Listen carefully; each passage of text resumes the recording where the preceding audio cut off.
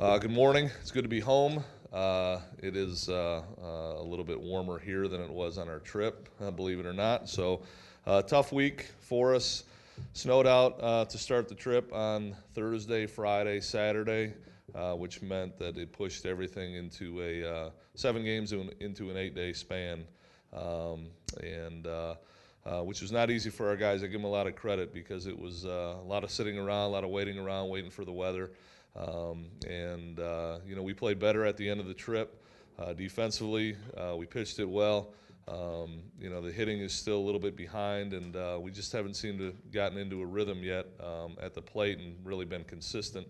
I think part of that is because the weather, not an excuse, but at the same time, we were talking last Monday, a week ago, that we were going into I believe our 10th game, and we had only been able to hit outside 3 times, and so you can only get so much done in the cages, and so I think that's played a bit of a factor in it.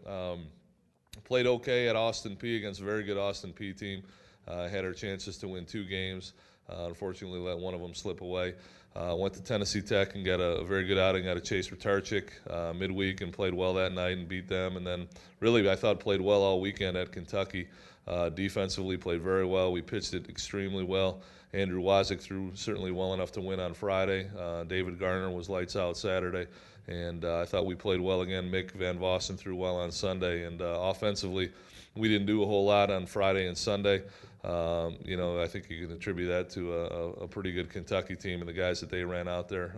But still looking for some consistency on the offensive side of it. And hopefully the more reps we get, the more consistent we'll become. So leave Thursday for Santa Clara. Don't know a whole lot about them yet. They're 500 ball club, but a team that's played some pretty good competition, and they've got a couple arms I think that are going to be pretty good that they're going to run out against us, and a couple guys that are really swinging the bat well. So it'll be a challenging weekend, and hopefully the weather's a little bit better than it was on the spring trip. So, but we're excited to get going, getting some consistency out of our guys on the mound, defensively playing better. Johnny Martinez got hurt, unfortunately, on Saturday. We're awaiting MRI results on his knee, but it doesn't look good right now, and so we'll make it work from that standpoint. But Justin Hovis has come in, done a nice job at third base. Kevin Gergen continues to get better at second base, so I think defensively we'll be okay there. So, questions? Jake, would you talk, we all understand maybe football and basketball, but can you talk about the impact on baseball recruiting going to Kentucky and getting a win at Kentucky? Well, yeah, it was obviously a good win against a SEC opponent and a top 10 team, and I think in recruiting, we always fight the north-south battle, I think, in recruiting, and you try to make your guys understand that even though we're inside for a good portion of our preseason practice, we feel like when we get outside and get into a rhythm, we can compete with anybody, and I think our guys proved that this weekend. Kentucky is a very good ball club and one of the better teams that we've played, I think, in the last 5 years. If you look at them from a defensive standpoint, pitching standpoint, and then offensively, I mean, they've got the preseason SEC Player of the Year in center field for them, and guys up and down the order that can hit for power, and going in there and playing well and beating them on Saturday, I think is something that it's a signature win for our program. There's no doubt, and would have been good to get the series. But I think at the same time, it helps dispel some of those myths that we don't play good baseball up here, and it's good for our league. Illinois went down and swept Baylor this weekend. Indiana took 2 out of 3 from Florida, and so that all helps with regard to recruiting as well. You hope for success out of the schools in our conference. So. Yeah, it does. It helps on an RPI standpoint. I think our schedule really kind of set us up pretty good from an RPI standpoint this year. Austin Peay is while it may not be a highly known program, it's a very good program, and I think they're around 14-2 or something like that right now. Furman is along the same lines. I mean, they're playing very well. So while they may not have the name recognition up here, especially in the baseball world, those are two very good programs, and they continue to play well. Western Carolina's along the same lines, and so that was a good win for us. And try to balance out your schedule where you can get some good RPI games and get a chance to make a name for yourself. And hopefully it sets us up at the end of the year. But our RPI, preliminary RPI right now is very good. Strength of schedules, I think, in the top 10 in the country right now. And so, I think we've accomplished that part of what we were trying to accomplish with the schedule. Well, Johnny got taken out at second base, trying to turn a double play, and he's got what we know right now. He's got a partial tear in the MCL and the ACL. I think there's some meniscus problems going on there too as well. We'll get final confirmation hopefully later today or tomorrow, but it doesn't look good, unfortunately. The only silver lining is that it happened early enough in the season where we more than likely can get him a medical red shirt.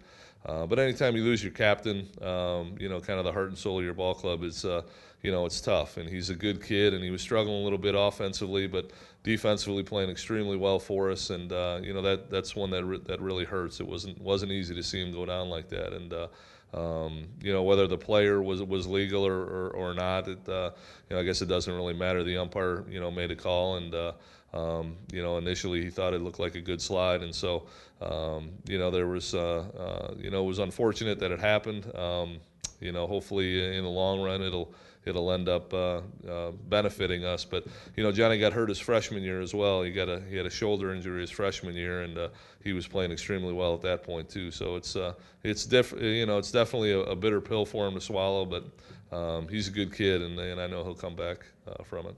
Jake, since they're not in the conference, question A, can you send film of that to the NCAA because they're not really a conference? And then second of all, did their coach do anything or call you, apologize for it, or do any disciplinary action? Well, he sent his best wishes, obviously, and initially, again, I think he can go either way. I think the slide was okay. I think it was a good hard play. I don't know that it was dirty or not. I think the throw kind of led Johnny in there. His footwork wasn't the greatest, and unfortunately, he was on the base when the runner got there, and I think that's kind of part of the game. If you really break down the slide, you could go a couple different directions with that, but at the same time, I think it's a good hard play. And I was telling somebody earlier, if it was our guy that slid into the base, I would have thought the same thing. I thought it was a clean play, and just one of those things that happens in a game of baseball.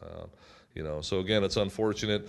The Kentucky was very gracious, and their coach was again very gracious. He's a good man. He does things the right way, and they run a good program. And so I didn't think there was anything really dirty about it. When you play here, you expect 35-degree weather, but talk about the frustration of 4 snowouts and playing almost every game when your fingers hurt. Yeah, the weather was tough, and again, I think the biggest thing for us is we need to be able to get outside this time of the year and take batting practice on the field, and as maybe insignificant as that sounds, that's a huge thing for us.